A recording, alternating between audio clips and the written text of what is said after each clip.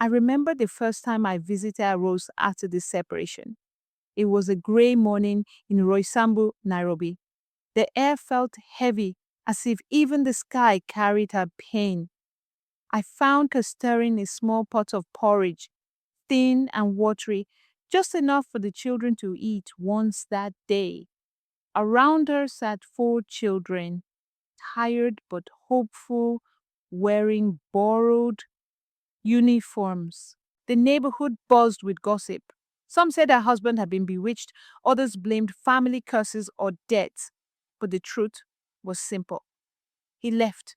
He carried away what little he had bought, said life here was not worth the trouble, and never looked back. Rose didn't break down in front of the children. She kept her back straight, her voice calm. But at night, when silence pressed too hard, she lay staring at the ceiling, listening to the sound of the highway nearby, wondering how she would keep her children in school, how to stretch her few coins until the next day. Sometimes I found her awake before dawn, eyes swollen, hands clasped in prayer. Rose had four. Kevin, 15. The eldest, already carrying responsibility like a man. Faith, 13. Sharp, outspoken, but hurting inside. Peter, 9. Playful, yet serious about school. Lucy, 6. The baby, clinging to her mother's warmth. One Tuesday, Kevin stood at the gate with his bag, waiting, but he never made it to school. Sent home for fees. He walked home slowly, shoulders bent.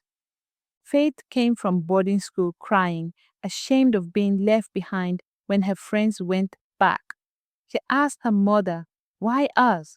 Peter's shame was quieter. The school cook shaking her head when he lined up for lunch without money. Lucy, too young to understand, was told to stay home because her transport fee was late. She asked her mother if she had done something wrong. At home, supper was often boiled potatoes with wild greens.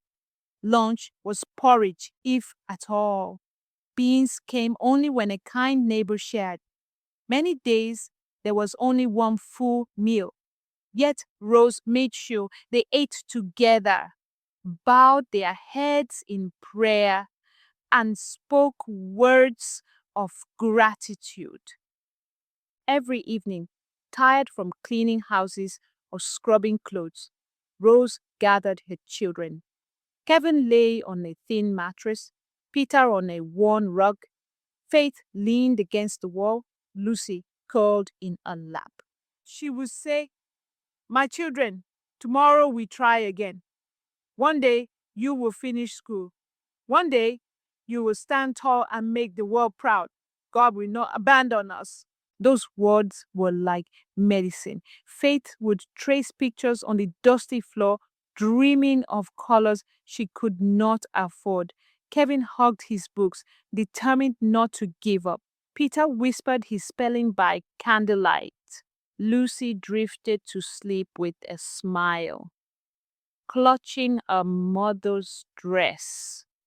One night, Rose came home from a long clinic shift and found Lucy burning with fever. No money for medicine. She sat on the floor, rocking her child, tears streaming. That was the night she decided this life of endless shifts and absent motherhood could not continue. She resigned. With the little savings she had and a small grant from her church, she bought 20 chicks. She cleared a broken shed behind the house and began rearing chickens. At the same time, she started selling mitumba clothes, buying in bulk, washing, mending, and hawking them by the roadside. The beginning was rough. Some chicks died of disease, others were stolen. Heavy rain spoiled half her bale of clothes. There were days she returned home empty-handed, but she refused to give up. She woke early to feed the chickens, worked late in the market, and in between made time for homework, meals, and prayers with her children. Rose became known in her children's schools. She never missed a parent meeting. However dusty her clothes, however tired her feet, teachers began to notice her determination. Kevin's strong KCPE results won him a scholarship to a national secondary school. Rose borrowed to buy his uniform and shoes. Faith in Form 2 earned a full scholarship through a girls' program. The day she got the letter, she ran all the way home screaming, "Mama, it says full scholarship." Rose collapsed in tears of relief. Peter, steady and responsible, earned bursary support for university because he was always helping both his teachers and his siblings. Lucy, the youngest, got into a good high school, partly paid by Rose's now growing poultry business. Every small step forward felt like climbing a mountain, but Rose climbed with joy. Rose also knew that pain leaves scars. She chose not to hide the truth. When Kevin asked if his father had left because of him, she held him close. "No, son, never your fault. He made his choice, but we will still rise." When Faith raged at her father's absence, Rose let her cry, even took her for school counseling.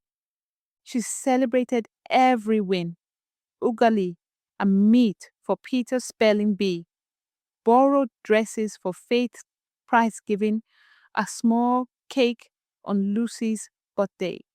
She built routines, shared meals, night prayers, homework times, chores that taught responsibility. She showed them that even in hardship, life could have rhythm, dignity, and years later, I returned. The chickens clucked loudly in a full coop. Rose's mitumba stall was busy with loyal customers. She walked with confidence now, her shoes polished, her smile easier. Kevin was studying engineering at university, full of plans. Faith was pursuing law, dreaming of helping girls from poor families. Peter was in ICT, already experimenting with coding. Lucy, in high school, shone in art and leadership. One warm evening, I sat with them under a mango tree as they shared chapati and stew. They laughed loudly, teased one another, and leaned into their mother. Rose looked around the circle, her eyes moist. "You see, my children, God has been faithful.